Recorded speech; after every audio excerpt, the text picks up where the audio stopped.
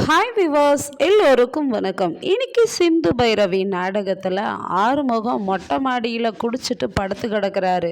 சிவா வந்து ஏன் ஆறுமுகம் இந்த மாதிரி படுத்துட்ருக்க, வா உள்ள வா, ஏன்டா இப்படிலாம் பண்ணுற அப்படின்னு சொல்லி கேட்குறாரு.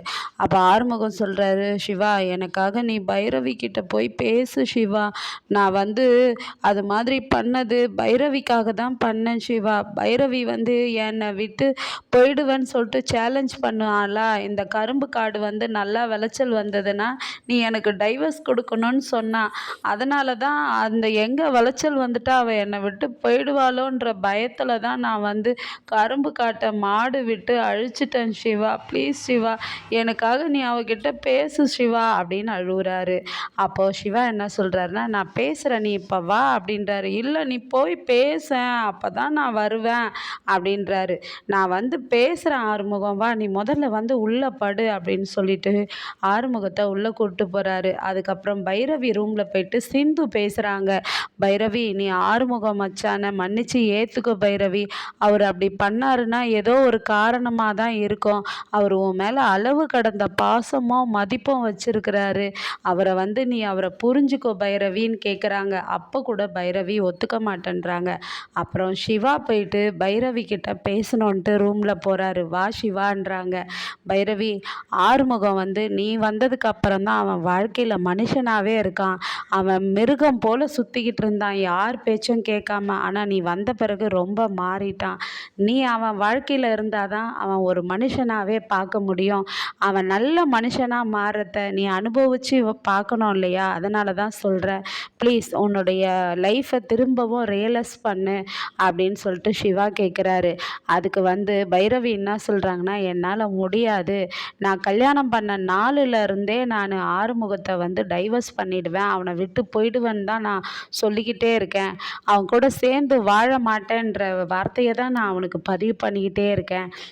அதுவும் இல்லாமல் பாரு, என்னை வலுக்கட்டாயமாக எனக்கு கல்யாணம் பண்ண விருப்பம் இல்லைன்னு தெரிஞ்சும் அவர் என் கழுத்தில் தாலி கட்டினாரு. அப்புறம் சஞ்சயும் என்னையும் தப்பாக சேர்த்து வச்சு பேசினாரு. இப்போது இந்த கரும்பு காட்டை என்னுடைய விளைச்சலை எல்லாத்தையும் நாசம் பண்ணிட்டாரு. அதனால் எப்படி நான் முழுக்க முழுக்க ஆறுமுகத்தை வெறுக்கிறேன். நீங்கள் வந்து சிந்துவை வந்து பொய் சொல்லி கல்யாணம் பண்ணாலும் சிந்து நீங்கள் மன்னிச்சு ஏற்றுக்கிட்டீங்க, அவளை நல்லா வச்சுக்கோங்க. நீங்கள் என்னை பார்த்து கேட்குற கேள்வி, இல்லை ஏன் சிந்துவை நான் மன்னிச்சு ஏற்றுக்கினேன், நீ ஆறுமுகத்தை மன்னிச்சு ஏற்றுக்கூடாதான்னு கேட்பீங்க. ஆனால் இல்லை, என்னால் முடியாது, நான் ஆறுமுகத்தை விட்டு போயிடுவேன் அப்படின்னு சொல்கிறாங்க பைரவி. அதுக்கப்புறம் மகாவும் இசக்கியும் ஒரு கோயிலில் சந்தித்து பேசிக்கிறாங்கங்க. அந்த அன்னபூர்ணி நாளைக்கு இசைக்கும் காயத்ரிக்கும் கல்யாணம் பண்ணி வைக்கிறதா இருக்கிறாடா, நீ அந்த கல்யாணத்தை தடுத்துரு. அவள் வந்து எப்பவுமே நிம்மதியாக இருக்கக்கூடாது, அவளை நான் கதற விடணும் அப்படின்னு சொல்லிட்டு சொல்கிறாங்க. இதுக்கெல்லாம் காரணம் வந்து நீ வீட்டை விட்டு வெளியே வந்ததுக்கு காரணம் அந்த சிந்துவும் பைரவியும் தாண்டா, அவளுங்களை நான் வாழவே விட மாட்டேன்டா அப்படின்னு பேசிக்கிட்டே இருக்கும்போது சிவா வராரு. சிவா வந்து, எதுக்குடா இசக்கி இங்கே இருக்கிற நீ, அம்மா ஏன் இந்த இசக்கி கூட பேசிக்கிட்டு இருக்கீங்க, இவனை அன்னபூர்ணி அத்தை வீட்டை விட்டு தானே ஒதுக்கி வச்சுருக்காங்க, எதுக்கு பேசுகிறீங்கன்னு கேட்குறாரு. அப்போது மகா கேட்குறாங்க, நீ கூட தாண்டா அந்த சிந்துவை வீட்டை விட்டு ஒதுக்கி வச்சுருக்கா அன்னபூர்ணி, அவ கூட சேர்ந்துக்கிட்டு பேசலை, நீயே பேசும்போது நான் என் தம்பிகிட்ட பேசாமல் இருப்பேனா அப்படின்னு சொல்கிறாங்க. அதுக்கப்புறம் இங்கே பாடுறா இசைக்கு, உன்னால தான் என் குடும்பமே கெட்டுது, இன்னொரு வாட்டி உன்னால் என் குடும்பம் கெட்டுச்சு, நான் பார்த்துக்கிட்டு சும்மா இருக்க மாட்டேன் அப்படின்னு சொல்லிட்டு திட்டிட்டு போயிடுறாரு சிவா. அப்போ உடனே இசைக்கு வந்து, அக்கா எனக்கு பசிக்குது, ஒரு சாப்பாடு வாங்கி தரியா அப்படின்னு கேட்குறாங்க. என்னடா இப்படி சொல்கிற, வாடா நான் போய் வாங்கி தரேன்னு கூப்பிட்டு போகிறாங்க. அப்புறம் அன்னபூர்ணி வீட்டில் சாமி கும்பிடும்போது சாமி ஃபோட்டோ தன்னால் கீழே விழுந்துருதுங்க. ஐயோ என்ன இது, தன்னால் சாமி ஃபோட்டோவும் மாலையும் கீழே விழுந்துருதுன்னு எடுத்து மாட்டுறாங்க. அப்போ பைரவி வந்து சொல்கிறாங்க, அத்தை எல்லாருமே இந்த வீட்டில் ஆறுமுகம் வாழ்க்கையை பாழானதுக்கு நான் தான் காரணம்னு பேசுகிறாங்க. ஆனால் இல்லை அத்தை, ஆறுமுகம் தான் என் வாழ்க்கையை நாசம் பண்ணிட்டான்.